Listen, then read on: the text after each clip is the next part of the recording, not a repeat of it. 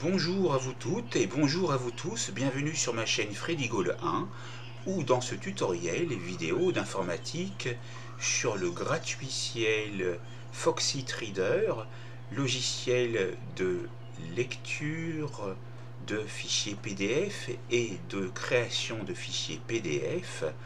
Nous allons voir comment donc il est possible de faire pivoter l'élément qui se trouve à l'intérieur, qui est considéré comme une image.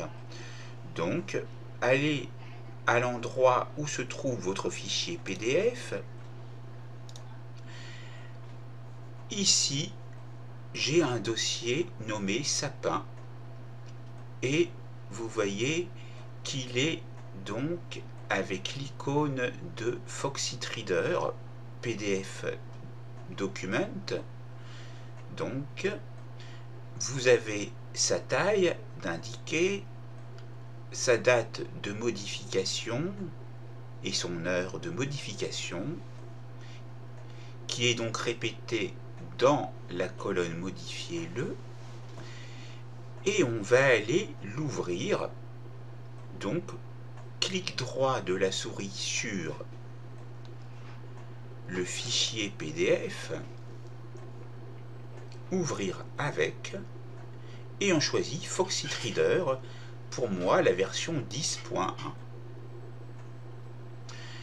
Ici, on se retrouve avec un fichier PDF complètement renversé et nous voudrions le voir s'afficher correctement. Je vais vous montrer les différentes méthodes qui vont donc vous permettre de pouvoir faire pivoter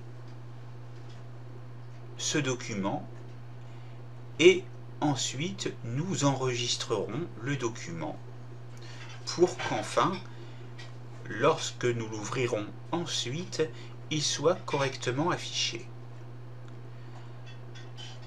Vous avez donc ici la main qui vous permet de faire défiler. Nous sommes donc sur un document d'une page sur une page. Vous pouvez voir déjà dans le menu Accueil que vous avez les options pivoter à gauche avec donc le raccourci clavier qui correspond et pivoter à droite avec le raccourci clavier qui correspond. Commençons donc par les actions à réaliser sur le menu Accueil en pivotant à gauche une fois, puis encore une fois, et là nous sommes bien positionnés. Je peux vous montrer qu'on peut pivoter à droite également. Ça va faire pivoter la page de 90 degrés dans le sens horaire, comme ceci, puis encore comme ceci, puis encore comme ceci, puis encore comme ceci. Nous avons fait donc un tour de 360 degrés pour nous retrouver en position lisible.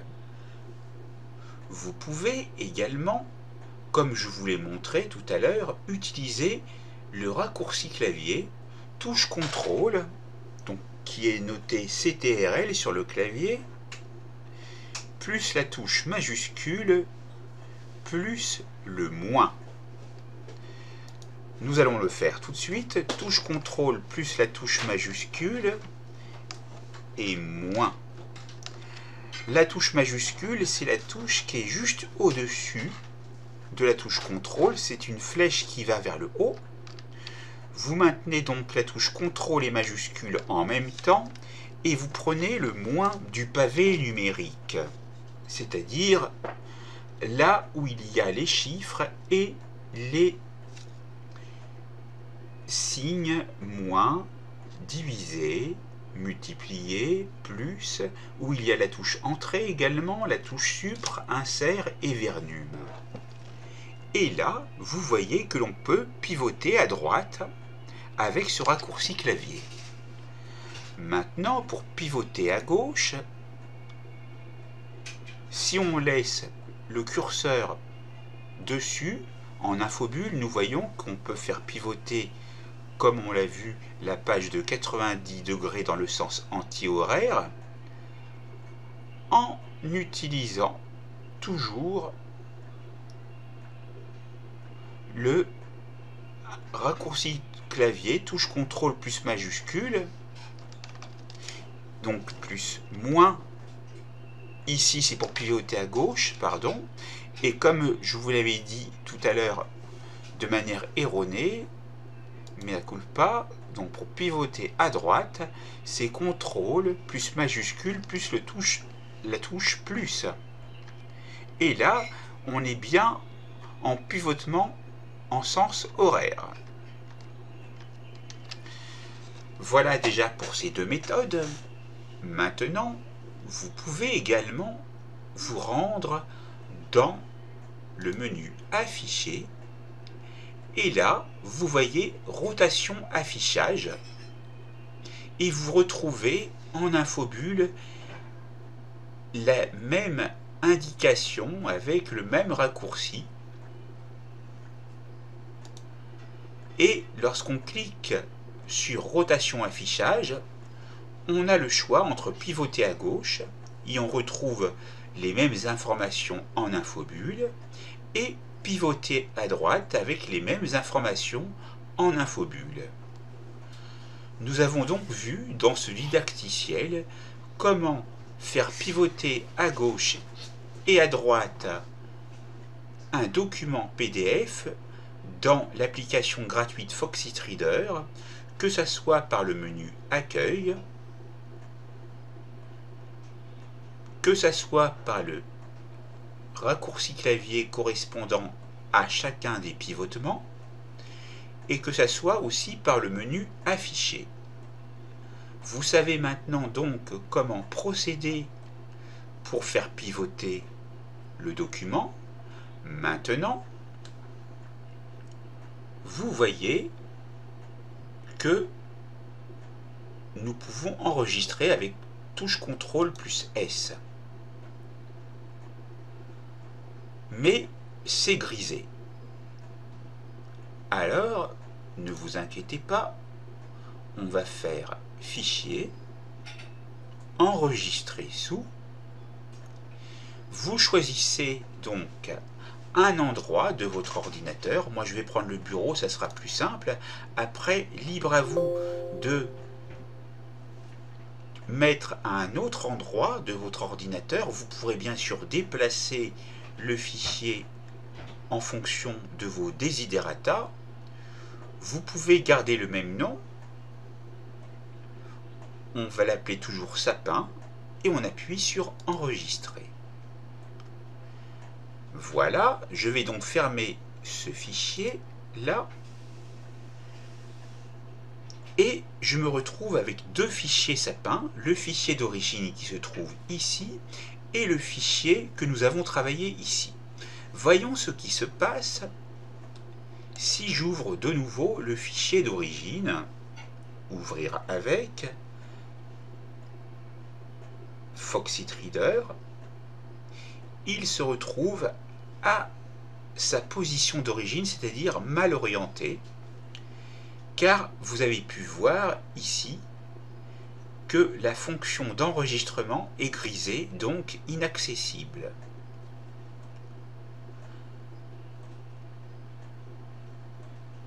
On peut essayer de voir si on peut déprotéger ce document, mais je vous conseille plutôt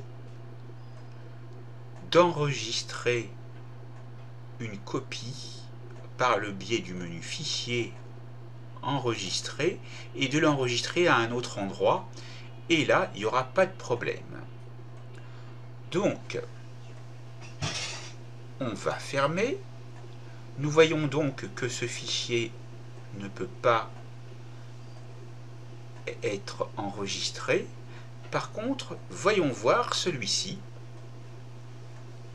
Clic droit de la souris, ouvrir avec Foxit Reader.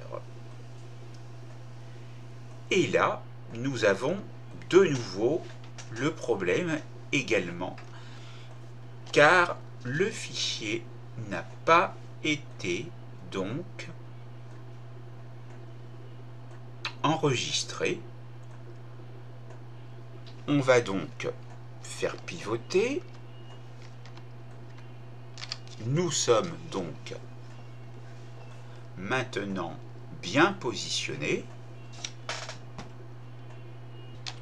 Donc ici, maintenant, l'option est devenue active. Vous voyez que l'icône d'enregistrer est devenue lisible, visible également, parce que j'ai effectué en fait un clic ici en allant dans remplir et signer, où j'ai déjà commencé à taper quelque chose pour pouvoir dire que j'ai travaillé sur le document. Et vous pouvez voir donc maintenant que vous avez l'option enregistrer, touche CTRL plus S qui apparaît. Je vais donc appuyer sur CTRL plus S.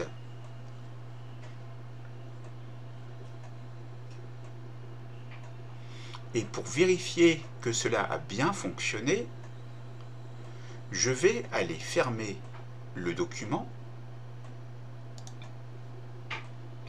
Ici, je suis allé sur le guide d'utilisation de Foxit qui peut vous aider.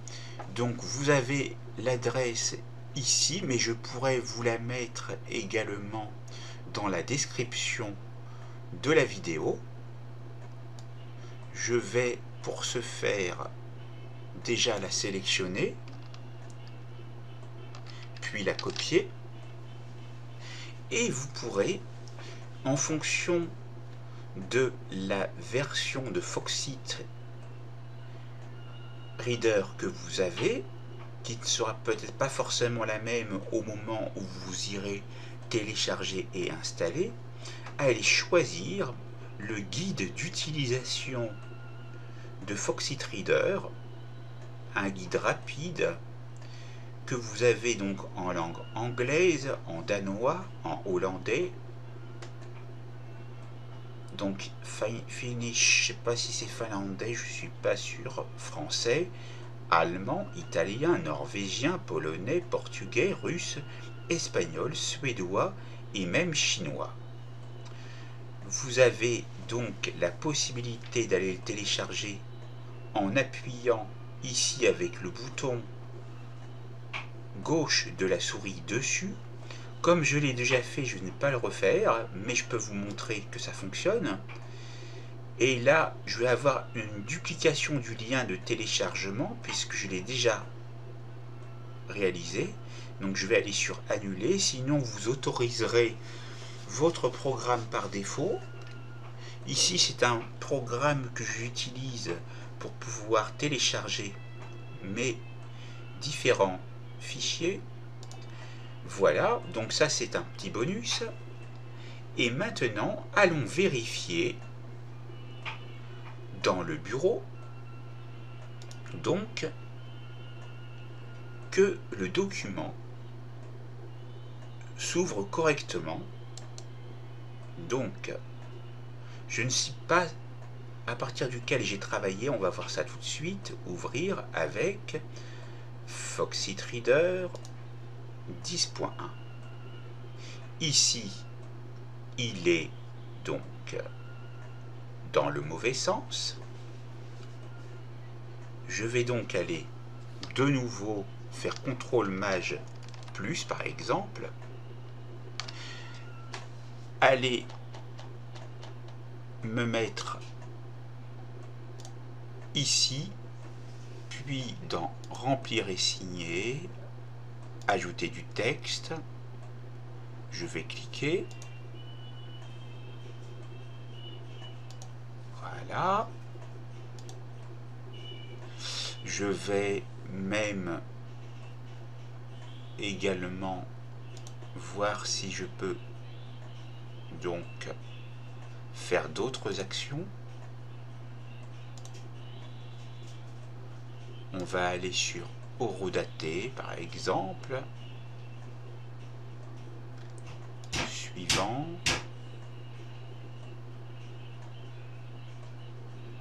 Donc ça on verra ça plus tard.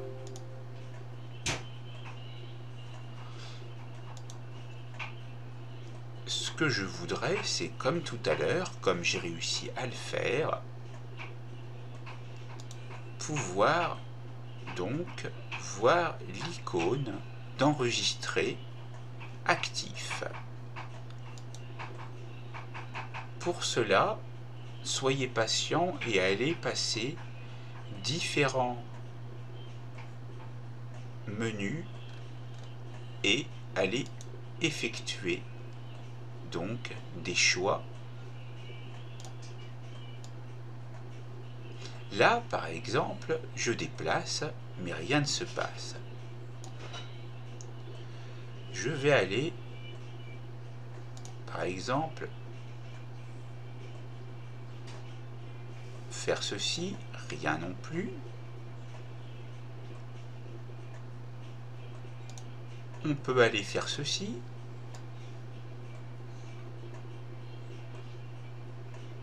Et là, j'ajoute un nouvel élément que je vais supprimer aussitôt. Et là, au miracle, vous voyez donc l'icône qui est active. On va en profiter pour ajouter du texte. Donc, on va marquer Durand, prénom. On va se mettre ici, on va taper Jean. Vous voyez que vous avez la quadruple flèche et vous pouvez mieux déplacer le texte. Classe, on va marquer ceci. CM2, voilà. Vous voyez la quadruple flèche, vous déplacez. Mail, on va marquer jean.durand@gmail.com, mais vous aurez compris que ces données sont factices, sauf s'il y a vraiment quelqu'un qui s'appelle comme ça, bien sûr. Donc, voilà, on se met là, on marque un numéro de téléphone, allez, 01, 02, 03, 04, 05, voilà. On le déplace. Là, on va taper un chiffre que l'on positionne mieux. Voilà. Donc, là, de nouveau, on tape la valeur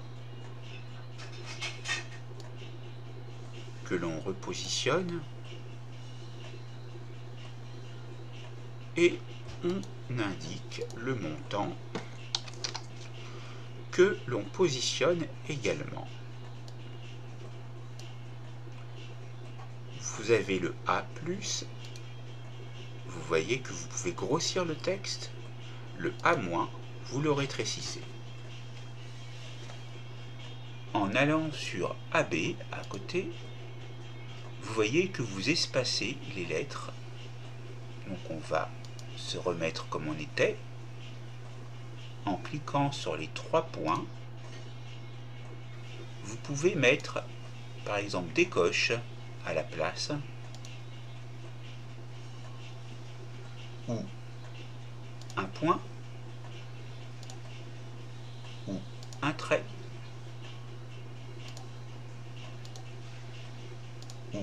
un carré au coin arrondi.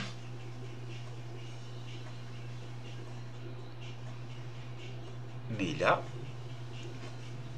nous allons donc supprimer et retaper 18, bien sûr après avoir tapé pour insérer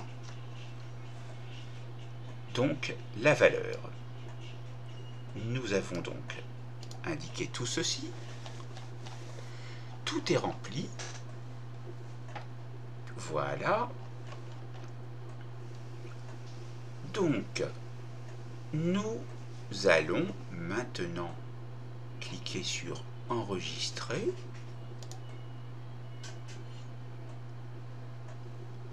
et donc normalement c'est enregistré et la touche enregistrer est redevenue grisée. Donc on va voir ce qui se passe. Maintenant, je ferme. Je vais de nouveau ouvrir avec Foxit Reader.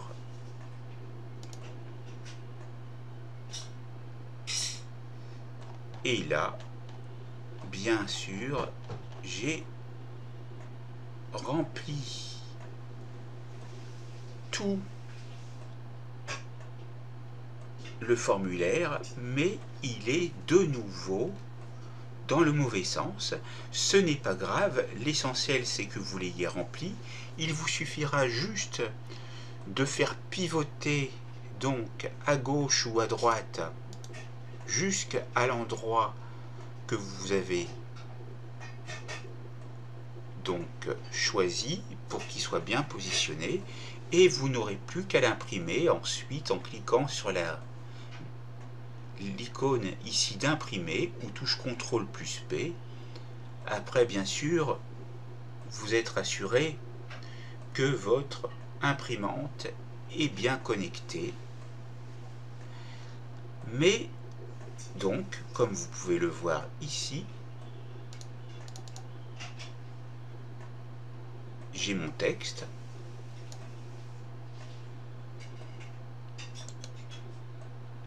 Mais comme ça a été enregistré, je ne peux pas le déplacer. Je le trouve trop haut cependant. Je vais donc essayer de rendre actif de nouveau le document en allant dans remplir et signer, par exemple texte prédéfini, ou alors en sélectionnant de nouveau le carré comme tout à l'heure.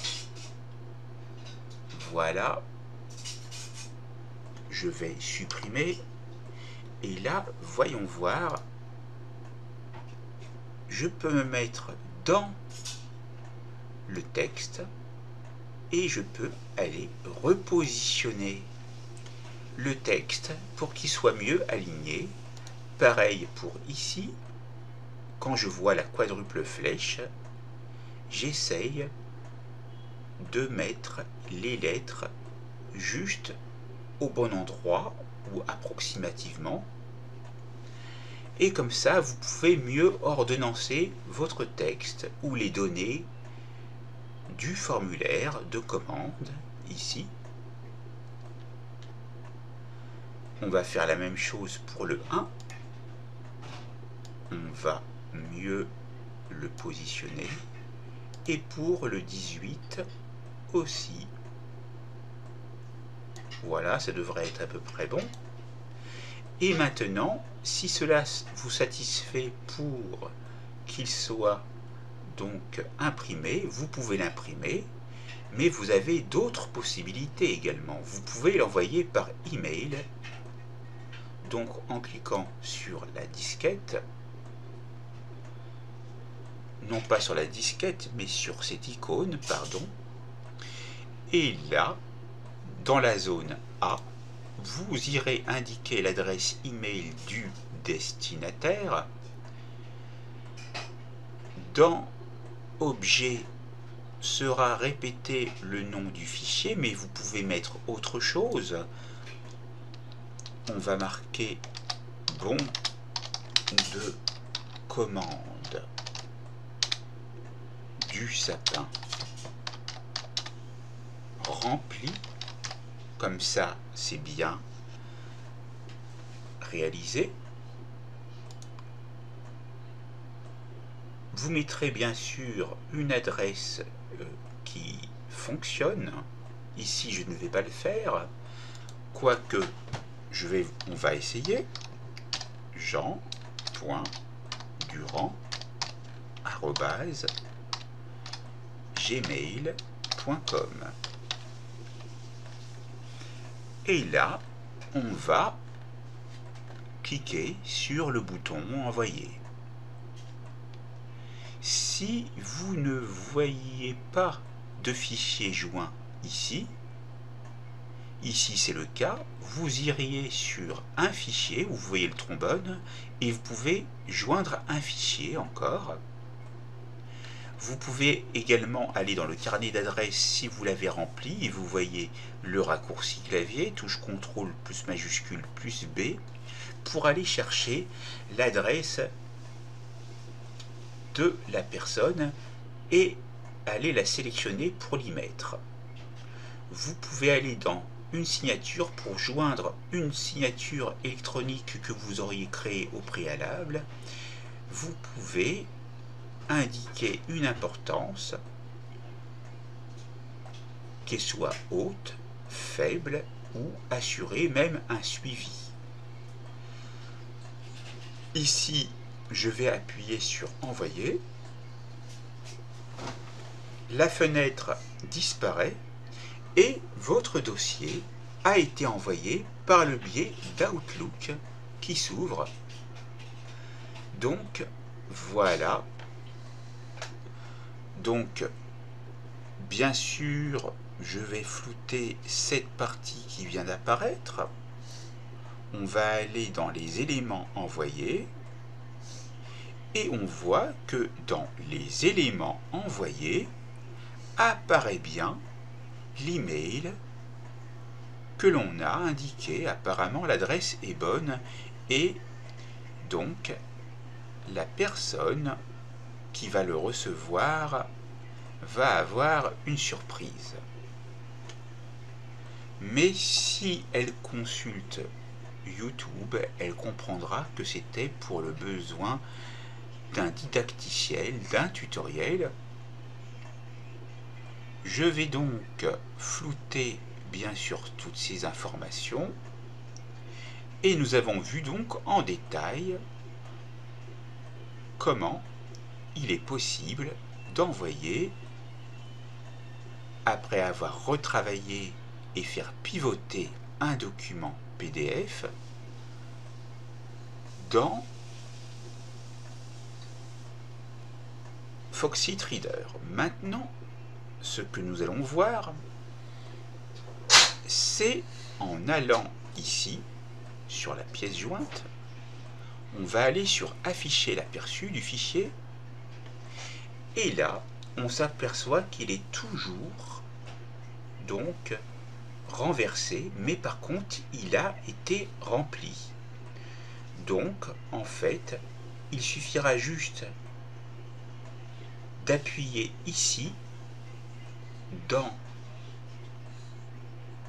Outlook, et là, vous voyez que le document est visible dans la bonne disposition. Maintenant, vous savez comment procéder pour non seulement faire pivoter de différentes manières un document PDF dans Foxit Reader, vous savez également comment remplir un bon de commande en y insérant les différentes données, comment également en plus mieux positionner les éléments que vous avez posés, et Vous savez également comment envoyer par email, puis aller vérifier que le document a bien été envoyé et comment vous pouvez visionner la pièce jointe qui est le document PDF pour voir si elle contient bien les données que vous avez précédemment tapées. Après, ce qui est accessoire, ça sera de nouveau de faire pivoter la page de manière à ce qu'elle soit correctement positionnée au moment où elle sera visualisée. Ce tutoriel vidéo, cette formation vidéo, ce didacticiel, cette capsule, cette séquence sur Foxit Reader est maintenant terminée, c'est à vous.